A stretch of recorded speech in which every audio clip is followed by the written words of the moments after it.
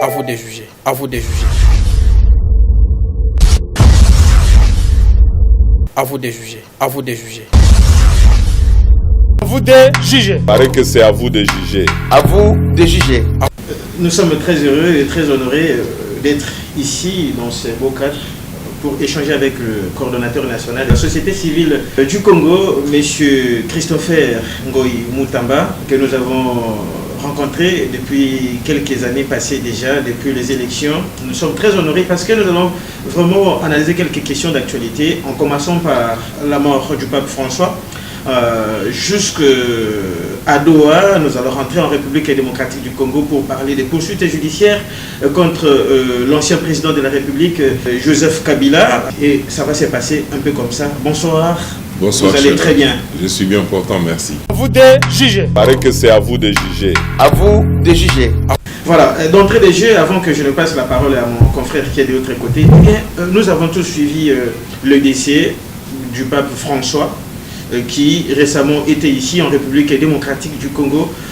Qu'est-ce que vous avez retenu de cet homme de l'Église et d'État?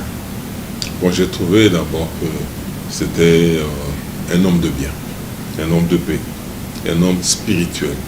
Il a incarné vraiment sa fonction. Parce que le pape, c'est le vicaire même de Jésus-Christ. Et aussi, il concerne le Congo. Il a été très compatissant avec notre malheur, qui n'a que trop duré. Et il l'a dit.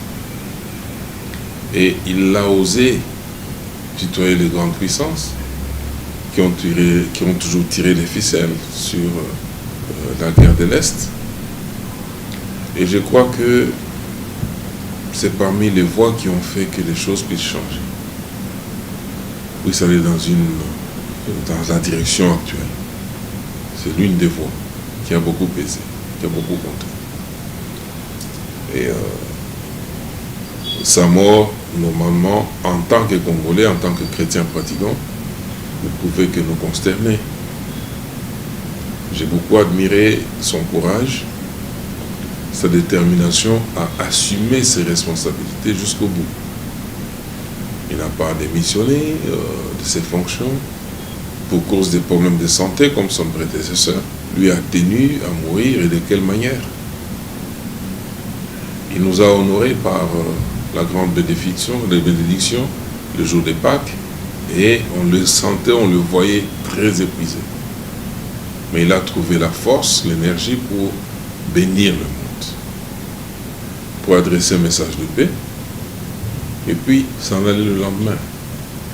Moi, je pense que c'est quelqu'un qui a incarné sa fonction, et il a tenu jusqu'au bout, comme Jésus-Christ a tenu jusqu'au bout. Et il est allé jusqu'à la croix, lui a porté sa croix, il est allé avec, jusqu'à Golgotha. Et je pense que, en tant que pape, en tant que spirituel, son esprit va nous hanter pendant très longtemps, hanter le monde pendant très longtemps. Est-ce que l'humanité regrette d'avoir perdu quand même un grand homme?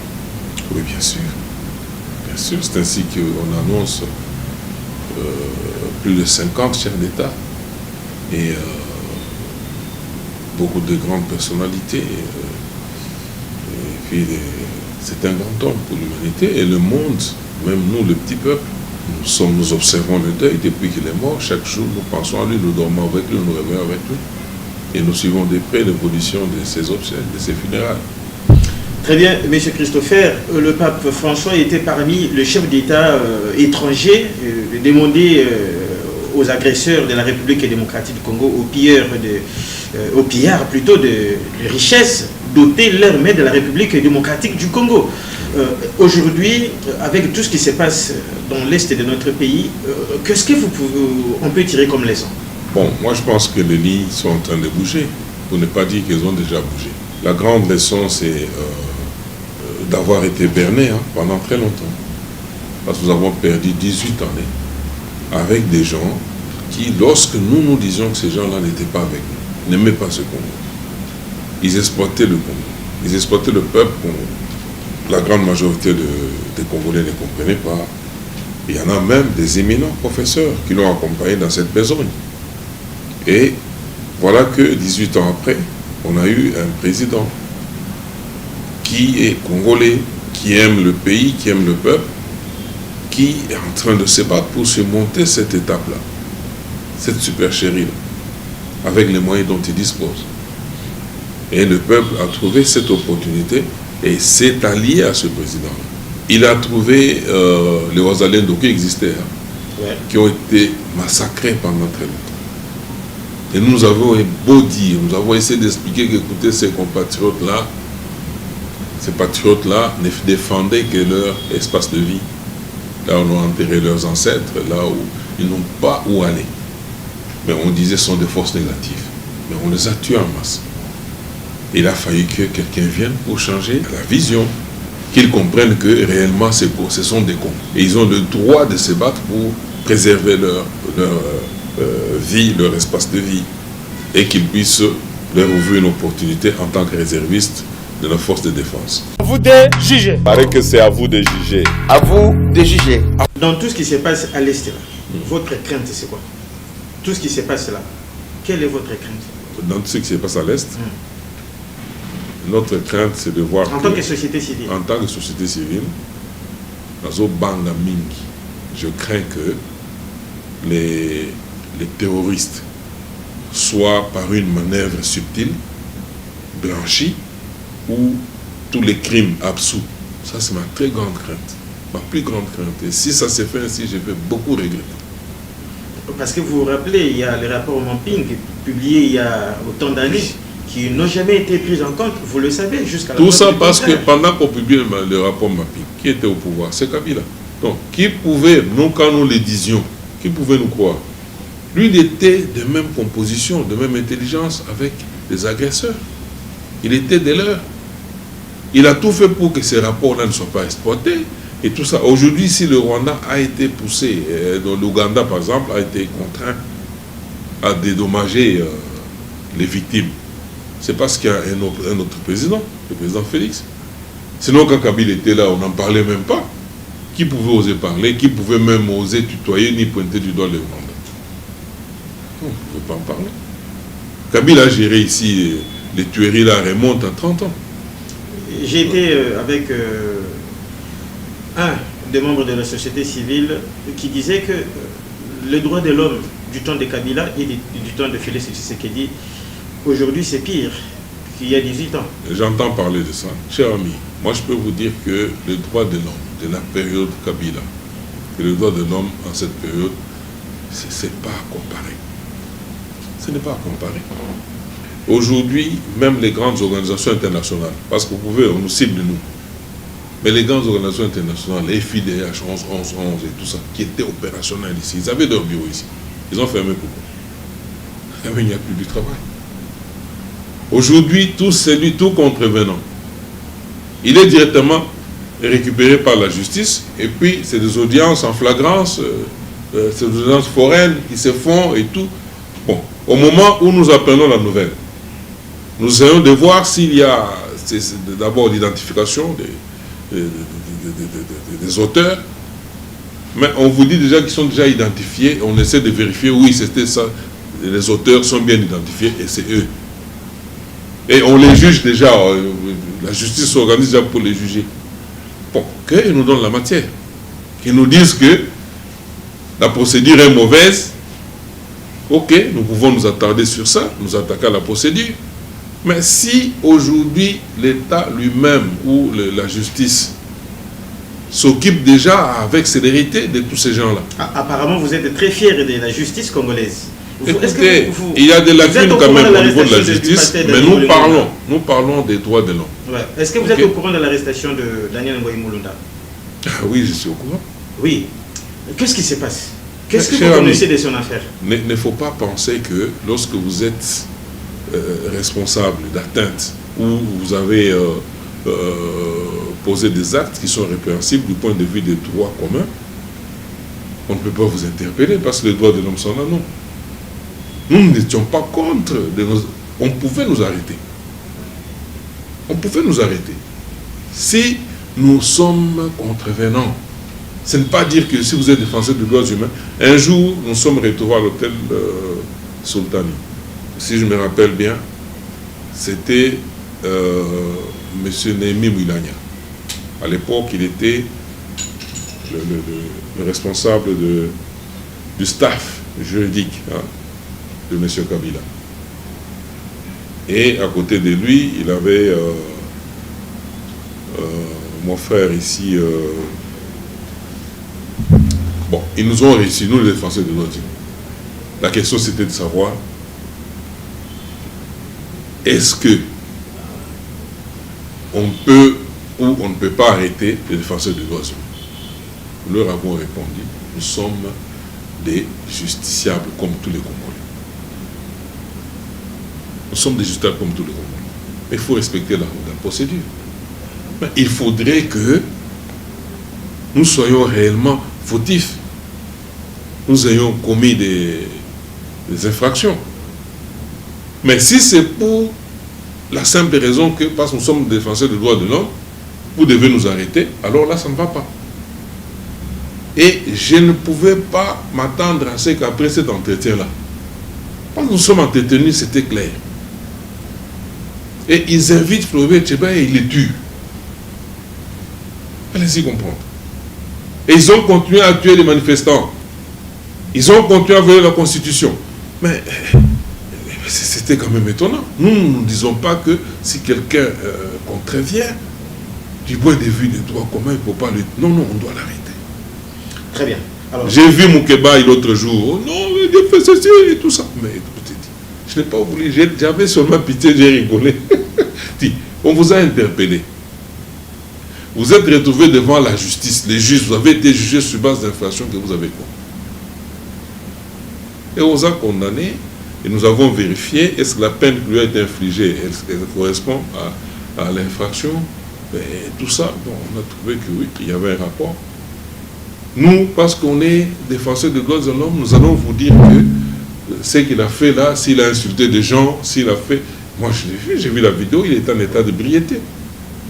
Lui-même ne se contrôlait pas. Et je pense qu'au lieu de faire un examen de conscience, considérer que ce que j'avais fait là était mauvais, peut-être se rattraper d'une manière ou d'une autre, mais vous êtes en train de dire, on m'a enlevé et tout ça. Mais monsieur, si on vous a peut-être invité, vous n'avez pas obtempéré, et la justice a estimé que non, il faut utiliser d'autres moyens pour mettre la main sur vous. Ça ne concerne pas les droits humains. Très bien. Mais, oui. Monsieur Christopher, avant que je puisse passer la... Et les gens veulent que nous soyons là, quelqu'un insulte un autre, aujourd'hui, la justice est là, on lui porte plainte, nous disons non, les droits de l'homme, il faut empêcher ça, il ne faut pas toucher, il y a des intouchables. Nous n'avons jamais admis, je le dis devant la caméra, et nous l'avions dit du vivant de Floribert Chebeya et tous les amis des droits de l'homme, nous l'avions dit aux responsables du cabinet, du staff juridique de M. Kabila et à d'autres, nous leur avions dit que non, nous sommes des justiciables comme tout le monde. Très bien. Oui. Je voulais revenir sur une question déjà posée. Oui. Ce jour-là, j'avais un entretien avec M. Katende, qui est aussi de la société. Jean-Claude, oui. Comme vous. Oui. Mais il pense que la justice congolaise a agi avec précipitation dans les dossiers Kabila, avec les poursuites judiciaires, les saisies, les perquisitions, tout ce que vous avez suivi là. Comment est-ce que vous interprétez ce fait? Bon, parce moi, que c'est comme si je ne veux pas... Kabila est déjà condamné sans qu'il soit écouté et tout est déjà fait. Non, je ne vais pas entrer en polémique avec mon frère. Ce n'est pas une polémique, c'est une question. Mais je pense que s'il aurait subi ce que nous avons subi, hein, lui, bon, il fait le droit de l'homme, mais c'est un avocat. Mais nous, c'est quand on nous a arrêté qu'eux interviennent en tant qu'avocat. Nous sommes au Niouf, ils interviennent en tant qu'avocat, ils viennent nous visiter, voilà c'est quoi tout ça, et puis ils partent. Mais ils n'ont pas subi dans la chair ce que nous avons subi. Et je pense qu'il aurait subi ça dans la chair comme nous, voir la mort des yeux. C'est dire à un certain moment que je crois que c'est mon temps, ça devait arriver comme ça, mais je vais garder la tête haute. Pas pour moi, mais pour donner l'exemple à d'autres Congolais qu'il faut continuer la lutte, même si on n'est plus là. On est arrivé à des moments pareils, avec Kabila, Ceux qui veulent comparer, on ne peut pas comparer. C'est Kabila a fait et c'est ce qui se passe aujourd'hui. Et lorsque Kabila, dont on connaît la fourberie, il tire les ficelles et tout ça, tout le monde le sait. Et à un certain moment, il choisit de sortir au grand jour. Vous nous dites, non, il ne fallait pas gérer avec précipitation. C'est-à-dire quoi? Est-ce que ce n'est pas une agitation? Ce n'est pas vraiment une agitation. C'est sûr. Moi, je dors dans ma maison, j'ouvre la radio, je vois Olivier Kamitatou, qui n'est même pas de PPRD. On ne connaît pas quelle jonction lui avait Kabila. C'est lui qui nous parle de Kabila et tout ça, il soulève tout le monde. Mais on doit ouvrir les yeux. Et l'État qui est là pour veiller sur nous, pour veiller sur la sécurité du pays et tout ça, prévenir tout danger. Et quel rapport y a-t-il entre ce que Kabila a fait et la suspension du PPRD à travers toute la République? Oh, mes chers amis, Kabila, tout dernièrement, il a opéré une nouvelle mise en place à la tête du parti, du PPRD. Lui-même est devenu président. Vrai ou faux? Parce qu'avant, il était autorité morale, il y avait d'autres. Il est devenu lui-même président, il s'est investi en tant que président, en nommant aussi d'autres responsables. Et puis, il est entré en jeu. Comment voulez-vous qu'on fasse 2 poids 2 mesures? Lui-même, Kabila était au pouvoir, on a vu son ministre de l'Intérieur, Moïse Manguez, faire la même chose. Donc, c'est un cas de jurisprudence. Et si quelqu'un me dit que c'est dans la précipitation et tout ça, ça m'étonne. À vous de juger. Il paraît que c'est à vous de juger. À vous de juger. Après la main tendue du chef de l'État vers toute la classe politique congolaise, il y a eu consultation, vous avez vu tout ce qui s'est passé. Est-ce qu'aujourd'hui, on continue d'affirmer, avec tout ce que nous sommes en train de constater aujourd'hui, les avancées à Doha, aux États-Unis, et qu'on sort que ce gouvernement d'union nationale peut toujours avoir lieu? Oui, moi je pense que ce gouvernement, il est nécessaire qu'il ait lieu. Il est nécessaire. Le gouvernement, dans sa configuration actuelle, a combien de ministres? Une cinquantaine, à ce que je sache. Ouais. Mais si on voit ceux qui sont opérationnels, c'est juste une dizaine. Alors, à quoi bon de garder un gouvernement pléthorique pour certains des tâches qui pouvaient être accomplies par les secrétaires généraux ou en fusionnant des ministères? Du moment que nous parlons, le président lui-même a parlé de la réduction du train de vie des institutions. C'est là qu'il faut aller chercher. Du moment que on a compris que maintenant là, la configuration qui était dictée par ce qu'on a communément appelé poids politique a affiché ses limites. Parce qu'en termes de résultats, c'est pas fameux. Alors moi je pense qu'il faut voir autre chose. Et si nous acceptons que ce gouvernement aura lieu, c'est avec quelle mission, d'après vous? La mission?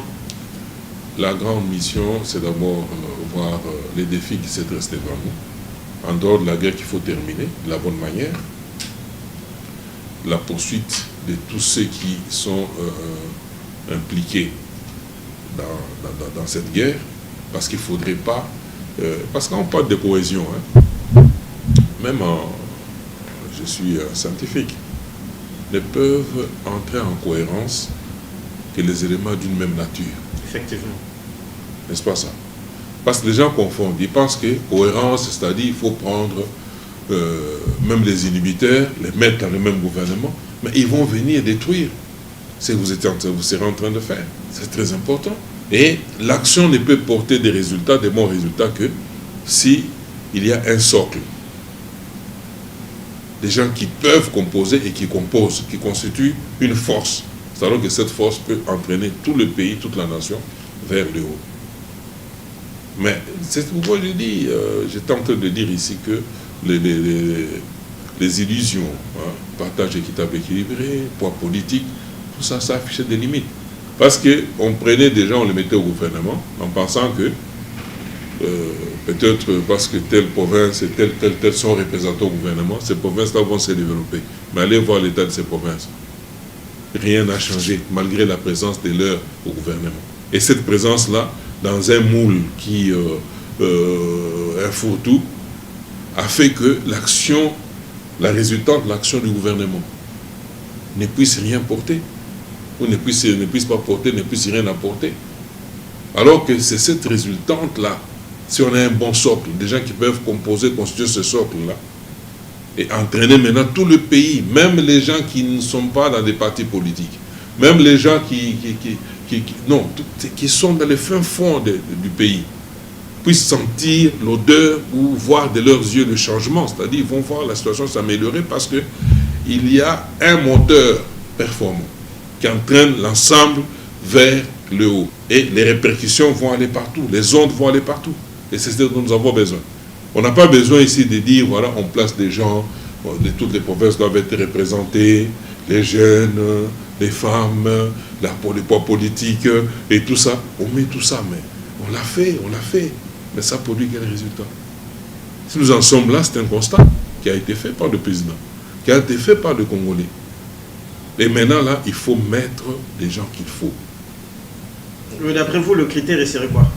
Je ne veux pas entrer des sélections. Non. Je ne dis pas qu'il y a une loi qui a je voudrais qu'on sorte d'abord un membre du gouvernement, mais oui. Il y a toujours une certaine sélection.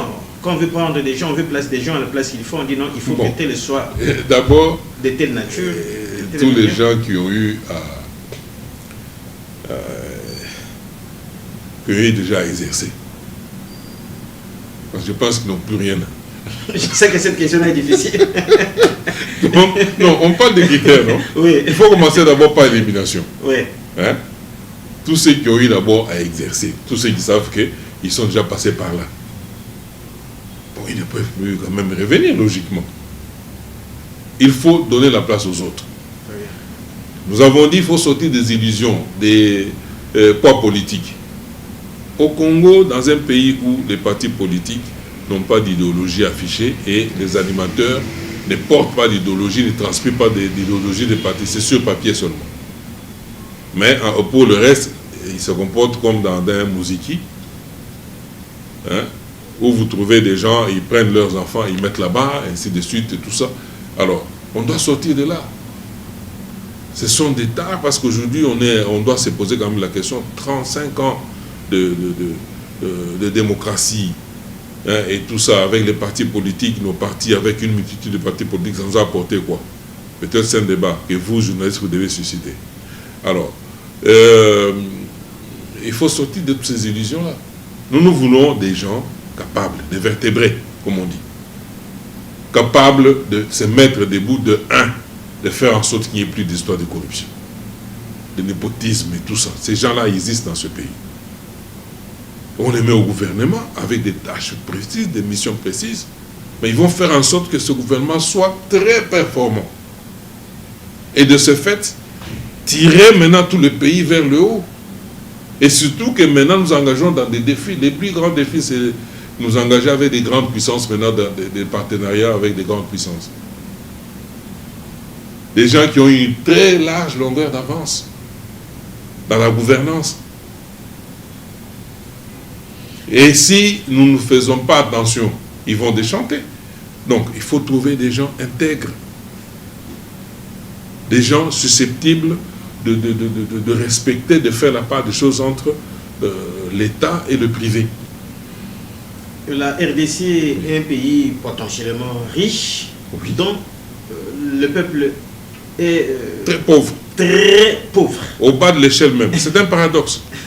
Au niveau de l'échelle de développement humain, nous sommes en bas de l'échelle. Nous disputons les dernières places avec des pays qui n'ont rien. Et ces mots-là, ou ces mots de phrase restent des années et des années, mais on ne l'a jamais... Et c'est de cela qu'il faut changer. J'ai dit, ce sont des défis. Il faut changer. Et on peut les changer en rien de temps. Ce qui se passe au niveau du partenariat gagnant-gagnant avec les États-Unis, ce n'est pas des choses d'aujourd'hui parce que j'ai vu des gens en train de se battre pour aller empêcher ça. C'est des choses qui ont été travaillées depuis. On dit qu'on est en train de brader les richesses de la RDC. C'est malheureux de voir ceux qui ont bradé ces richesses et crier au bradage. Non, mais c'est grave, c'est grave. C'est grave. Donc, eux, quand ils ont eu à exercer, c'est pourquoi j'ai dit tous ces gens qui ont exercé là, il faut d'abord les mettre de côté. Très bien. Oui. vous suivez quand même l'actualité. Il y a un procès qui date là depuis quelques temps, le procès Boukangalonzo avec Matata Pognon, ancien Premier ministre. Comment est-ce que vous voyez ça de loin? En tant que coordonnateur de la société civile, en RDC, il y a toujours des détournements, on acquitte toujours les gens, mais l'argent n'a jamais été remis ou retrouvé. C'était une question, une préoccupation. Pourquoi? Parce que vous savez, dans ce pays, je dois quand même dire que ce n'est pas la faute aux Congolais. Qui doit récupérer cet argent? C'est la justice. Effectivement. Il ne faudrait pas que la justice fasse un travail bâclé. C'est limité à condamner. Mais elle doit quand même nous dire que dans la déconstruction, telle somme est à tel endroit, telle somme doit être entre les mains de tel, et tout ça. S'il y a à récupérer, on peut récupérer. Peut-être qu'il n'y a pas à récupérer. Peut-être qu'on les accuse pendant qu'ils sont innocents, parce qu'il y a aussi la présomption d'innocence. Mais il faudrait que la justice fasse un travail fouillé pour nous dire, impliquer même la Cour des comptes, et tout ça. Il y a des institutions, des instances qui peuvent aider dans cette procédure-là, qui peuvent retracer les moindres mouvements d'argent qu'il y a eu. C'est alors que on peut mettre même les prévenus à l'évidence des faits posés. Est-ce que c'est possible qu'on puisse dépolitiser la justice congolaise? Moi, je pense que c'est une question d'intégrité. L'intégrité, on peut la dépolitiser, mais la question n'est pas à ce niveau-là. La question est au niveau de l'exercice même des prérogatives des juges, des magistrats et tout ça. Parce que des fois, la politique va même dans un bon sens. Mais vous trouvez qu'en bas, là-bas, il y en a qui s'insurgent même contre l'ordre politique. Pourquoi? Parce qu'ils trouvent aussi leur intérêt là-dedans. Pourquoi on ne récupère pas l'argent? Il faut qu'on condamne. C'est pourquoi j'ai dit qu'il faut pousser loin. Voilà, nous allons terminer avec la question sur la CENI qui avait déjà publié la feuille de route pour 2028. Ça vous va quand même? Bon, ce sont des projections qui sont perfectibles. Je pense que le moment venu, nous allons nous pencher là-dessus pour entrer en profondeur et donner notre réplique. Très bien. À vous de juger. Il paraît que c'est à vous de juger. À vous de juger. Pour aujourd'hui, mesdames et messieurs, nous sommes arrivés à la fin. Restez branchés sur les antennes de la télé républicaine, Télé 7. Les rendez-vous, c'est chaque jour à 17h, du lundi au vendredi. On se retrouve la semaine prochaine. C'était là notre invité, le coordonnateur de la société civile congolaise. Nous avons cité le cordon Christopher Ngoï Moutamba. À la prochaine. Merci beaucoup. À vous de juger. À vous de juger. À vous de juger. À vous de juger. À vous de juger. Il paraît que c'est à vous de juger. À vous de juger.